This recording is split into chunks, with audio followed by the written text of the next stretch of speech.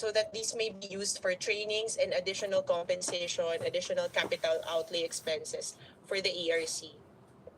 And finally, on operational efficiency, we endorse the proposal to define the role of the chairperson as the chief executive officer of the ERC. This will establish a definitive chain of command for daily management and operations, day-to-day operations of the ERC, and eliminate any bureaucratic ambiguity and facilitate prompt implementation of commission policies. That is all, Madam Chair. We've submitted our position papers before. And as you mentioned, we've had a separate hearing on ERC, no? So we don't worry, we will spend more time on ERC separately. So next, we will listen to NEA, Attorney Rosan Lee and Engineer Louis Pontod. Is it Attorney Rosan who will present? Okay, please proceed. Yes. Good morning, Madam Chair and the honorable members of the Committee on Energy, as well as to my fellow workers in government. For the Senate bills that included in the agenda, we will be reserving our right to submit position papers. Now, for the suggested topic on the status of rural electrification and challenges in bringing affordable electricity to all communities, as indicated here, may I respectfully yield, with the permission of the Honorable Chair, to our OIC Department Manager of our Total Electrification Department, Engineer Pontod. Thank you. Thank you, Madam Chair, and good morning, everyone, and the members of the committee, and to our colleagues in the government. So I'll be presenting the Rural Electrification Program and its challenges within the goal. So may we go to the third slide, please? Slide number 3, please. So currently, this is our rural electrification program that composes our strategies and programs, which includes po yung ating Sitio electrification program, wherein we extended distribution line to our projects wherein it is Sitios. And then barangay line enhancement program, wherein strengthening po yung ating distribution line within the barangays. And then the third is the implementation of photovoltaic mainstreaming, or the solar home system. This is the standalone using solar energy for those that cannot be reached and unviable areas within the franchise areas of the electric cooperatives. So next page. As shown in the screen, this is the status of energization as of our current data, 31 August of 2025. Within the regulation or supervision of the NEA, we have 121 electric cooperatives, as we can see in the map, the yellow shaded portion. So as of August, we have a 90.89% energization, with a remaining of 1,691,909 households remaining unenergized with access to electricity nationwide. So next slide, please. Shows based on the directives of the no less than our president to leave no one behind for the total electrification of the whole country for 2028 with regards to the electric cooperatives. As I mentioned, these are the catch-up plans that we proposed with NEA. So we have a total of around 65 billion for 2025 to 2028, and we propose for the 2026 to 2028, since the 2025 budget is already approved. So we have around 61 billion for us to implement the 100% total electrification within the franchise areas of the electric cooperatives, covering the three mentioned programs: the SEP, BLEP, and the mainstreaming, or the solar home system.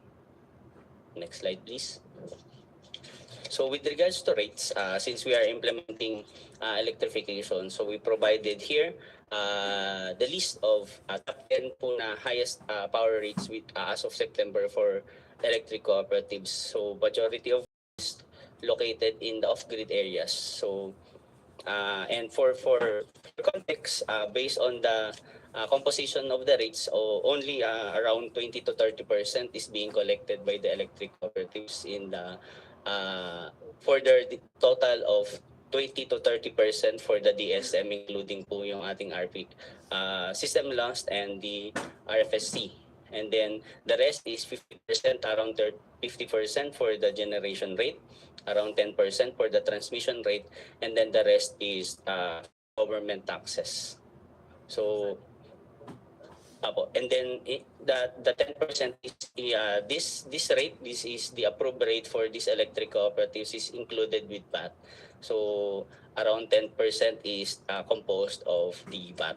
And then as of September, the average rate for the electric cooperatives in the on-grid co-ops is around 10.47%, and for the off-grid ECs is around 12.6%. Peso per kilowatt hour. And then average for all electric cooperatives, the 121 electric cooperatives, is around 11.84 pesos per kilowatt hour. Next slide, please. So here are the challenges in terms of the challenges for the implementation of the rural electrification within the country. So number one, our challenges is the insufficient fund budget allocation for the rural electrification. As we mentioned, this is a capital intensive projects.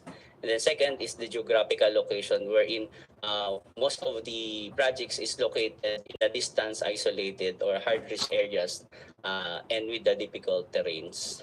And then one of the major challenges is the delay in the application of the beneficiaries due to financial constraints on the LGU permits, right-of-way problems, land dispute, political conflicts, and restrictions in some protected areas. And due to adverse weather conditions, some of these projects is being hampered to be implemented on time. And then next slide, please. So for the high residential rates, these are the challenges the electric cooperative is facing.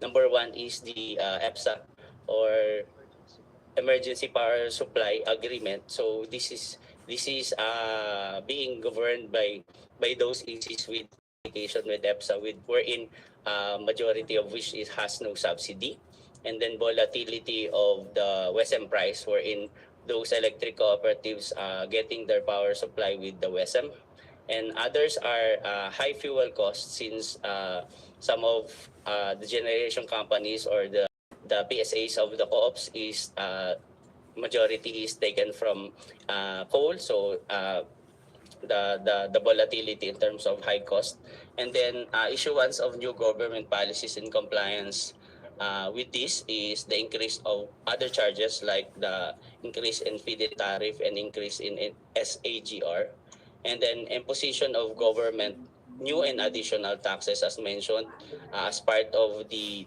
tariff or the per kilowatt hour of the electric cooperatives includes the VAT. I believe that is the last slide for the ANE. Thank you.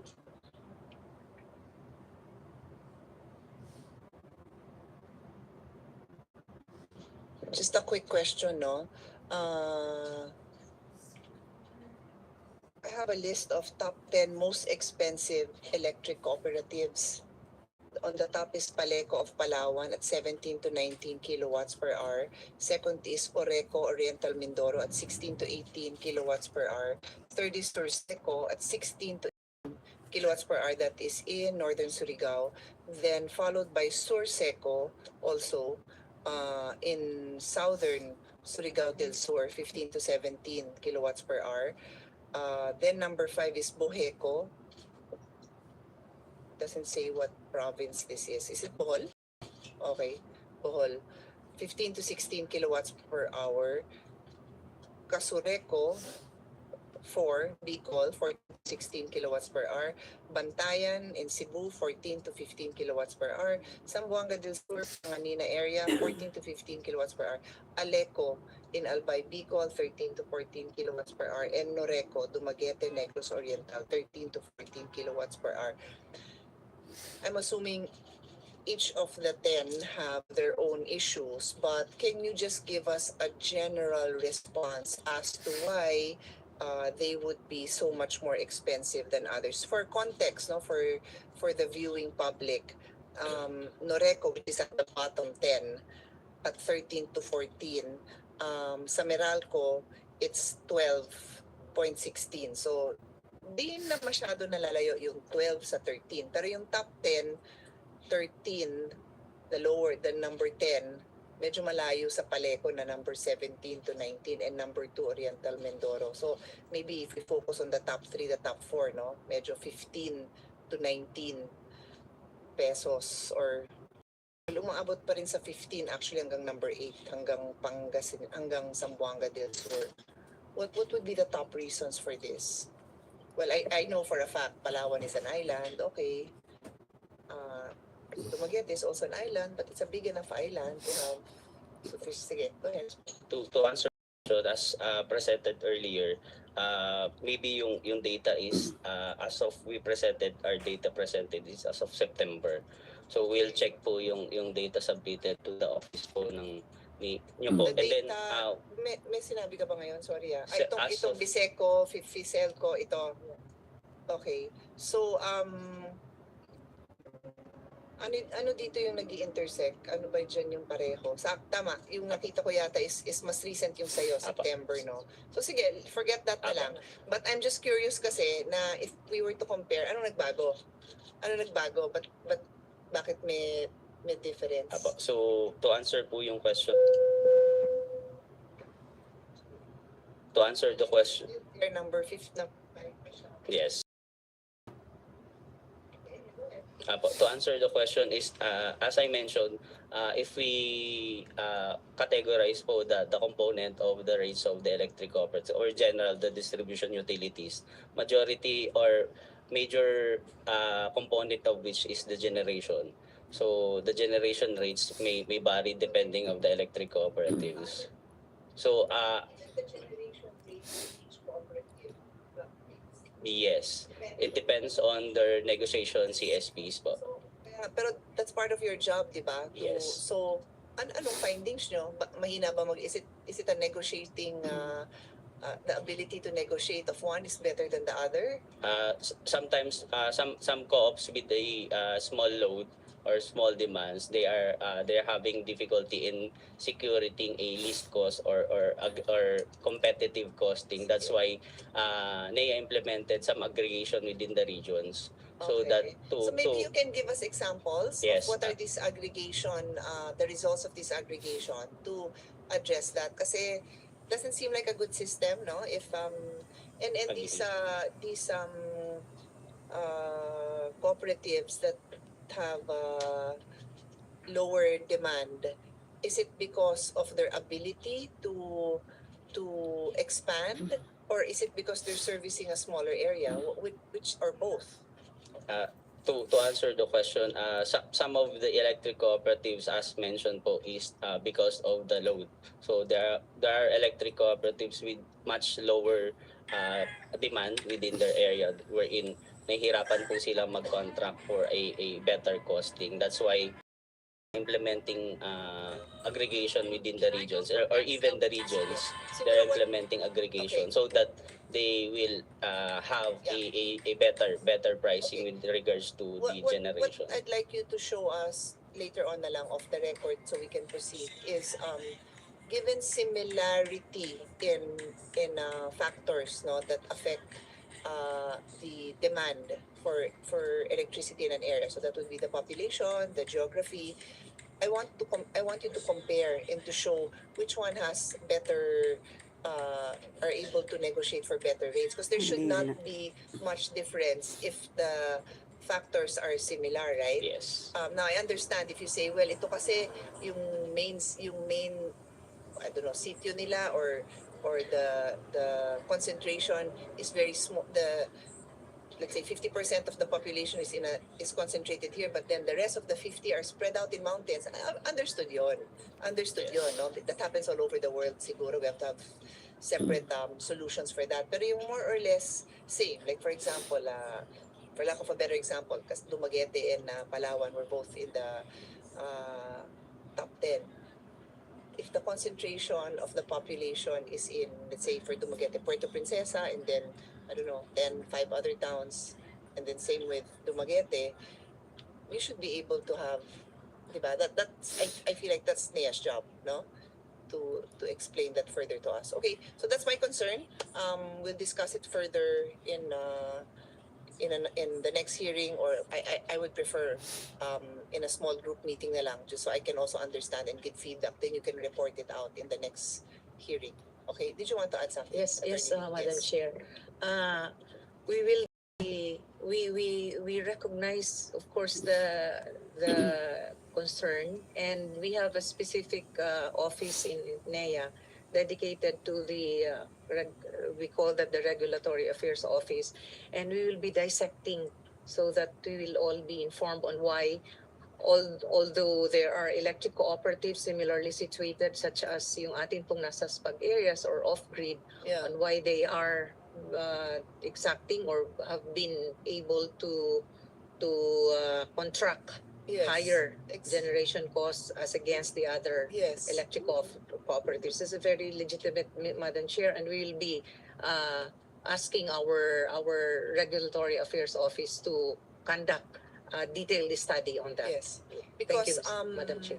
our former chairman of the committee will recall that in the last Congress, when he was chairman, Senator Miggs and then I don't know, a few other senators brought to our attention the really high prices being charged in different localities, and then sadly the reality that hindi pa reliable yung supply. So yun nga, mataas na nga yung presyo, hindi pa maasahan yung produkto, parang sama talaga. And that's where I really feel that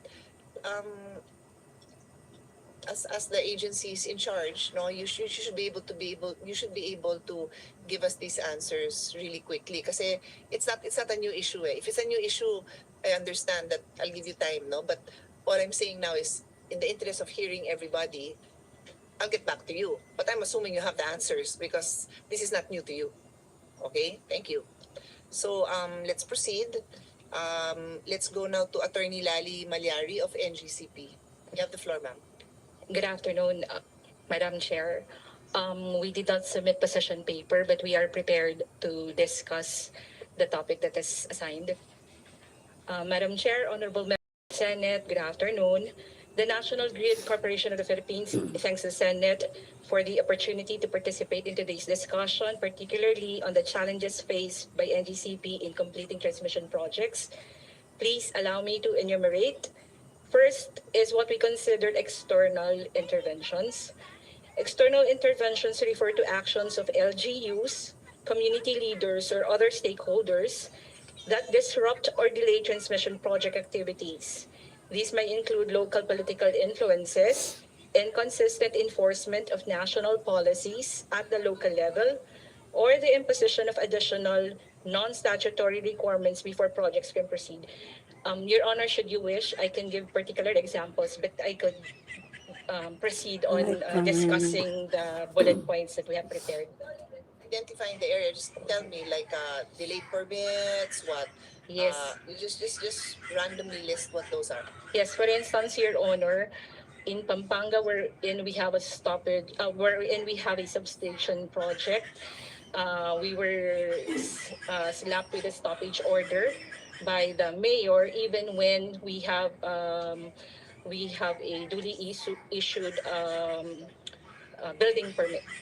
That stoppage order, it lasted for a month, and that, of course, especially if it affected critical path, it would delay the implementation of the project.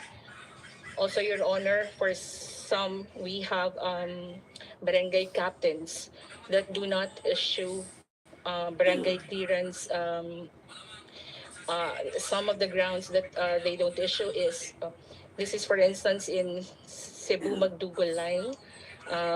We have a barangay there that did not issue a barangay clearance because he wanted that his contractor will be the one that should undertake whatever construction that we need to do there. Also, Your Honor, for instance, in another substation in Bulacan, a barangay captain did issue a stoppage order even when we have already duly issued building permit. The reason being they wanted. Excuse me, Madam Chair, short reaction to this. In Pampanga, you're referring to the town of San Simon. We helped you when I was still in the House of Representatives because what he did was wrong. But in that hearing, I remember that we suggested that NGCP should file immediately an action against the mayor, but it took you so long. I don't know if you succeeded in filing one, because that is the only way to discourage and to prevent enterprising local government units into meddling into your works. Ang problema, I myself, Madam Chair, napansin ko while we were still in that hearing, parang hesitant ang NGCP. Yun ang nagiging problema. Thank you, Madam Chair. Can you react? Yes, thank you, Senator Marcoleta. We have already filed the case with the Ombudsman. It's already submitted for resolution. And as we have commented during that hearing, NGCP is really keen on project implementation. That is why as soon, it's a month, Your Honor, the stoppage is a month. So as soon we were allowed to resume, we resumed with a project, but it did. May I continue? Okay. No, I was also going to ask, between DOE and NEA, if for example it involves rural electrification, what are there measures that you take to assist in this? Like, do you report to any of them and tell them this is what's going on? Okay 'Cause guys, it's until great here. that nagkataon na may hearing sa House, may hearing sa Senate, and Sabay-sabay. to the extent that we can all assist, but it's an implementation issue, no? So who helps in that sense? Kasi if we say that the goal is electrification to be efficient, and then these things happen, and any barangay captain can hold it up, my God. Like, so who steps in government? We resort to local government hierarchy, Your Honor. No, but on the national, kasi the goal of electrification is within this body, di ba? So DOE, and to a certain extent NEA. So wala kayong role dyan? I want an answer. I want to know. You are all more experienced than I am in the energy sector, so I want to know. Madam Chair, if I may answer, based on the franchise of NGCP, they are authorized to all this expropriation. The DOE comes in, especially if there is stranded power na available na po pero hindi makakabato because of that critical transmission assets na hindi pa natutuloy. So even it is beyond our jurisdiction, we try to reach out to these LGUs and make representation na kung anong issue we have to settle and address the matter. So, but have you been involved in, like, she has a list, no? I mean, obviously you're just giving me a few examples. Do you automatically get involved? Are you automatically informed? I would think you tell them because it affects your timeline, no? So may reportorial kayo, something like that. But it's not really an SOS na please help us. You're just reporting to them na, tama ba? Do I understand correctly? Yes, Your Honor. We have the ad hoc. We do meet on a regular basis with the DOE.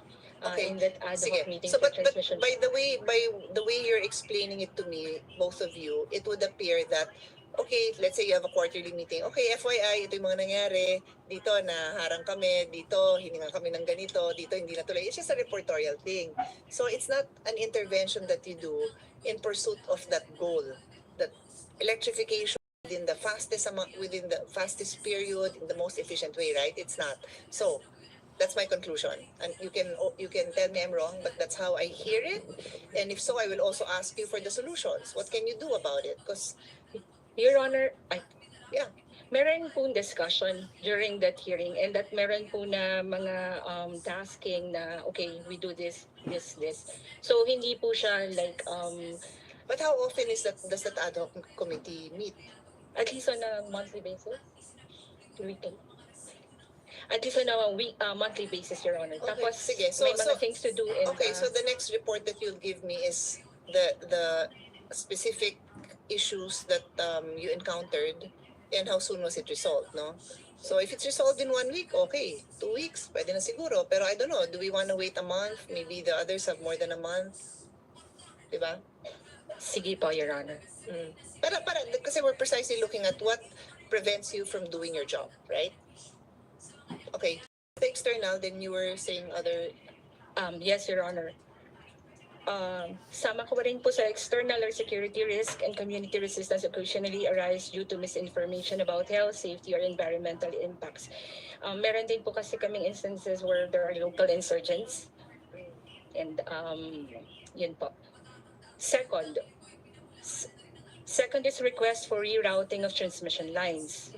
Rerouting requests are made by landowners, LGUs, or developers seeking to alter the originally determined alignment of transmission lines.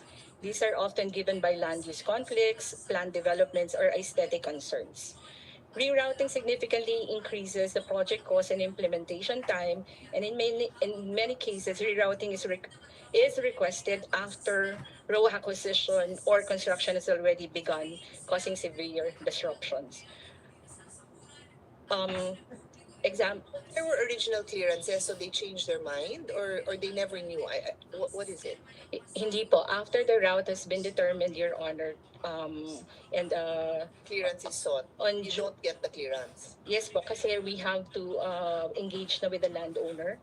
Yeah. So some natatagalan doon. Yes, Okay. Your Honor. For instance, Your Honor, with TIEZA, Your Honor, for the MVIP, meron na kasi silang land use naisip na ng paggagamitan ng land. So, yung mga ganong po. Third is row acquisition issues. Row acquisition remains one of the most persistent bottlenecks in power transmission projects.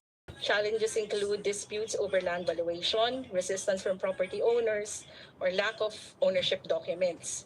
Insofar as filing of expropriation cases, the issuance of WAP, or the writ of possession by courts, is quite a challenge.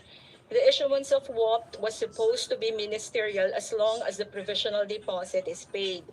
But with the 2023 Supreme Court decision in the Iloilo Grain case, where the Supreme Court requires the ERC approval of projects prior to filing of expropriation cases, several WAPs that were already issued were recalled by courts. And another challenge is when courts issue TRO against NGCP when WAP is already issued. So this stretches the project's implementation timeline. Fourth is the protracted permitting process. NGCP transmission projects require numerous permits from both national and local agencies.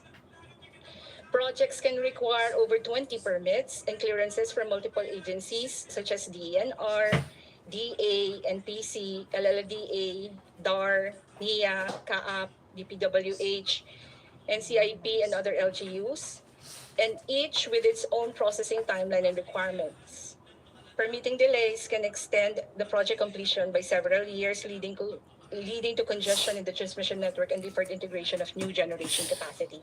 Okay, Finally, Your guys, Honor, this is not regulatory so approvals. important, so we have to Transmission move projects are on. Thanks subject for to regulatory watching. oversight by the ERC to Hindi like approve yung capex, kumakainis rate adjustments,